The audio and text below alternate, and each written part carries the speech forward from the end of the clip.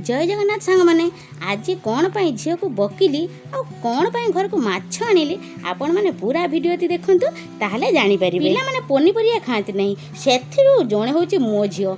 आज भाबिली पोटल रोषे करिवे किंतु झियो कहि देला मम्मी मु पोटल तरकारी खाइबी नाही। सेठु मु कहिली पोटल कोन तू आज कढ़ा चाटी के भी खाइ देबू। तापरे मु बाहरी गली मार्केट आज वर्षा होतला बहुत सारा माछ उड़तला सेथिरु दीटा बड़ बड़ माछ नेकी चली आसिली आ सेथिरे पोटल आ माछर गोटे बढ़िया रसा बनई देली। झियो ट्यूशन आसी पहुँचला और कहला मम्मी बहुत जोर भोक लागले मते खाइबा को दियो किंतु से पोटल तरकारी दब नाही। तापरे मु ता पई डाली भात आ पोटल माछ रसा बाड़ी देली। झियो मन खुशी रे खाइला आ कहला मम्मी तरकारी आज बहुत बढ़िया लागिछ मते आउ 2 पीस पोटल मिलिबो। तो मु टिके मुरकी हसा देकी ताऊ कहली 2 पीस काहे 4 पीस पोटल मिलिबो। तो सांग माने एई भली आपण माने रोषे करछ देखिबा आपण को पिला माने खुशी रे खाइ देबे। सांग माने आपण माने जदी वीडियो भलो लागि त गोटे सब्सक्राइब कर दे लाइक कर दे आ शेयर कर देबे। जय जगन्नाथ।